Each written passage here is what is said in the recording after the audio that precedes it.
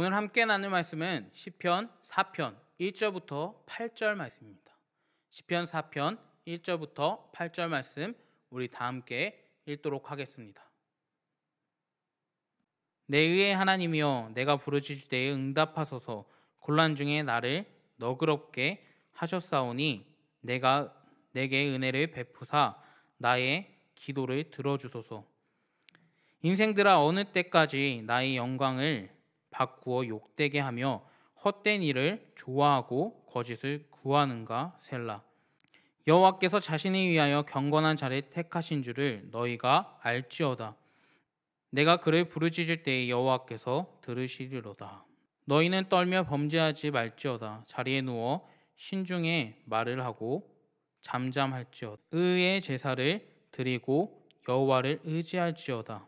여러 사람들의 말이 우리에게 선을 보일 자가 누구뇨 하니 여호와여, 주의 얼굴을 들어 우리에게 비추소서. 주께서 내 마음을 두신 기쁨은 그들의 곡식과 새 포도주가 풍성할 때보다 더하니이다. 내가 편히 눕고 자기도 하리니 나를 안전히 살게 하시는 이는 오직 여호와시니이다. 아멘. 오늘 시편 4편은 다윗이 가장 어려웠을 때의 고백입니다. 3편부터 5편에 걸쳐서 다윗은 자신의 아들 압살롬과 믿었던 부하들이 난을 벌였고 그 모습을 본 다윗은 다음과 같이 고백합니다. 쉬운 성경의 1절을 보면 내가 당신께 부르짖을 때에 응답하시옵소서. 나의 의로우신 하나님, 내 근심을 덜어주시고 나에게 은혜를 베푸시고 나의 기도를 들어주소서 말합니다. 우리가 이런 상황에 놓여 있을 때 기도하는 것이 과연 가능할까요? 내가 사랑하던 아들과 믿었던 사람들이 순간 돌변해서 칼을 들고 내 목숨을 해하려고 할 때에 도망치기도 급급할 겁니다. 그리고 다윗은 왕이었습니다. 자신을 죽이려고 하던 역적들을 충분히 칼로 직멸할 수 있었습니다. 그러나 다윗은 그 순간에 하나님께 기도했습니다. 다윗의 행동은 사람의 상식으로는 전혀 이해하기 어려운 행동이었습니다. 차라리 자신의 아들과 역적을 죽였다고 하는 기록이 더욱 자연스러운 전개일 겁니다. 허나 다윗은 내 의의 하나님을 부르며 자신의 반역자들 중에 누가 의로운 자인지를 판단하심으로 자신의 공경에서 건져주시옵소서 호소합니다. 여러분, 우리가 세상을 살아가다 보면 불의한 자들에 의해서 도리어 불의한 자로 몰려 공격당할 때가 분명히 있습니다. 특히 그러한 공격은 우리가 공경에 처했을 때에 주로 받게 됩니다. 그때에 다윗과 같이 내 의로우신 주님께 도움을 요청하고 의로우심을 밝혀달라고 호소해야 합니다. 세상의 사람들은 우리를 잘못이 없는 순간에도 우리를 정죄할 수 있습니다. 하지만 하나님께서는 우리의 의로우심을 아십니다. 이러한 문제 속에 놓여 있을 때에 기도하는 저와 여러분들이 되길 주님의 이름으로 부탁을 드립니다. 또 2절 말씀엔 인생들아, 어느 때까지 나의 영광을 바꾸어 욕되게 하며 헛된 일을 좋아하고 거짓을 구하는가 말씀합니다. 여기서 인생들아는 다윗을 대적하는 반역자들의 일으킨 압살롬과 사람들을 가르치는 말입니다. 그리고 나의 영광을 바꾸어 욕되게 하며 헛된 일을 좋아하고 거짓을 구하는가는 그들의 반역자들의 잘못된 행동을 지칭하는 표현입니다. 압살롬과 반역자들의 모든 행위는 다윗이 볼 때에는 헛된 일임을 말해주고 있는 것입니다. 이것은 다시 말해서 가치 없는 것, 텅 빈 것, 공허한 것을 의미하고 있습니다. 달리 말하면 압살롬의 반역은 절대 성공할 수 없다라는 말로 우리는 바꿔서 이야기할 수 있습니다. 왜일까요? 3절을 보면 여호와께서 자신을 위하여 건강한 자를 택하신 줄을 너희가 알지어다. 내가 그를 부르짖을 때에 여호와께서 들으시니로다 말씀합니다. 여기서 경건한 자는 하나님을 경외하던 다윗을 가르치는 말입니다. 온 만물과 역사의 주관자이신 하나님을 자신을 경외했던 다윗을 택하여 이스라엘 왕으로 삼아 주셨습니다. 그러므로 하나님 외에는 그 누구도 다윗을 패하거나 해하려고 하는 계획은 반드시 실패할 수밖에 없다라고 하는 것입니다. 다윗도 자신을 죽이려고 했던 사울 왕을 수차례 죽일 수 있는 기회가 있었지만 함부로 그의 목숨을 해하지 않았습니다. 그 이유는 하나님의 계획과 섭리 안에서 기름 부음 받은 자임을 알았기 때문입니다. 압살롬은 거짓말로 백성들의 마음을 사로잡고 반역을 일으켰습니다. 그리고 그 반역은 성공하는 것처럼 보였습니다. 반역자의 수는 이미 다윗을 추종하던 사람들보다 많았고 수도인 예루살렘도 그리고 하나님의 성전도 그들 가운데에 있었습니다.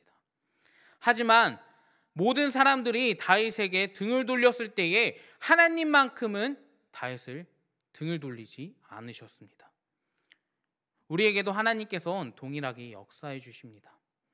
세상의 모든 사람들이 우리에게 등을 돌릴 때에 하나님만큼은 우리를 끝까지 함께 해주십니다. 이 믿음을 가지고 있는 사람들은 어디에서 무엇을 하든지 두려워할 필요가 없습니다. 세상을 창조하시는 하나님께서는 무에서 유를 창조하시고 없는 것을 있는 것처럼 만드시고 모든 상황보다 크신 분이시기 때문입니다. 현재의 내 상황 속에서도 다윗과 같은 모든 사람들이 나를 버리고 또 나를 버렸다고 생각이 들었을 때에는 하나님을 더욱더 의지하시는 저와 여러분들이 되길 주님의 이름으로 부탁을 드립니다. 또 하나님의 사람들은 분노의 지배를 받지 않도록 조심해야 합니다. 본문 4절엔 화가 난다고 죄를 짓지 말고 너희의 잠들기 전에 조용히 생각하며 자신의 마음을 살펴보아라 말씀합니다. 본문 4절 말씀만 보면 그 대상은 명확하지 않습니다. 하지만 5절과 함께 보면은 그 권고는 대적자들을 향한 권고라고 볼 수 없습니다. 그렇기에 다윗과 함께 있는 자들을 향하여 만약 화가 난다면 잠을 들기 전에 조용히 생각하며 자신의 마음을 살펴보아라 말합니다. 이런 상황 속에서 화를 참는 사람이 몇이나 될까요? 믿었던 사람들이 우리의 뒤통수를 쳤다고 한번 생각해 봅시다. 믿었던 사람들의 배신은 충격을 넘어서 오히려 화로 변할 것입니다. 하지만 성경은 그 상황 속에서도 분노하지 말고 의의 제사를 드리고 여호와를 의지하여라 말씀합니다. 내 속에 불쑥불쑥 화가 찾아올 때가 있죠. 하지만 분노의 마음이 생길 때에 우리는 더욱더 하나님께 기도해야 합니다. 우리는 연약한 사람이기 때문에 스스로 그것을 조절할 수 있는 힘이 없습니다. 그렇기에 하나님을 의지해야 합니다. 시편 4편을 통해서 우리가 하나님을 의지하지 않고 하는 모든 행위는 결국 하나님 앞에서 실패한 행동임을 교훈합니다. 그리고 하나님을 의지할 때에 7편과 8편은 다음과 같이 말씀합니다. 주께서 나의 마음에 큰 기쁨을 채워주시니 이 기쁨은 곡식과 새 포도주가 가득할 때의 기쁨보다 큽니다. 내가 편히 누워 잠을 자니 나를 이렇게 안전하게 돌보아 주시는 분은 오직 여호와뿐입니다. 아멘. 하나님 안에 있을 때에는 세상이 줄 수 있는 어떠한 기쁨보다 하나님 안에 있는 기쁨이 더 크다라는 것을 다윗은 고백합니다. 또 하나님 안에 있을 때에 그것이 가장 안전한 곳임을 다윗은 또한 고백합니다. 오늘 다윗의 고백이 저와 여러분들의 고백이 되길 주님의 이름으로 부탁을 드립니다. 우리는 한계가 있는 사람입니다. 그렇기 때문에 하나님을 의지하시길 바랍니다. 내 힘으로는, 내 노력으로는 모든 문제를 해결할 수 없습니다. 하지만 하나님의 도우심을 의지할 때에, 그리고 항상 겸손하게 기도할 때에 우리보다 크신 하나님이 그곳에서 일하심을 우리는 생각해야 합니다. 내 힘보다 하나님을 의지하는 저와 여러분들이 되길 주님의 이름으로 부탁을 드립니다. 기도하겠습니다.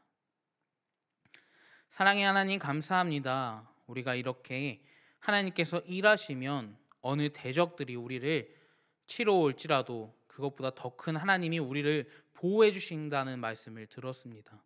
아버지, 우리가 온전히 주님만을 의지하길 원합니다. 온전히 주님의 힘을 붙잡고 살아갈 수 있는 우리가 되게 도와주시옵소서. 아버지, 감사드립니다. 이 모든 기도 우리 주 예수 그리스도의 이름으로 기도드리옵나이다. 아멘.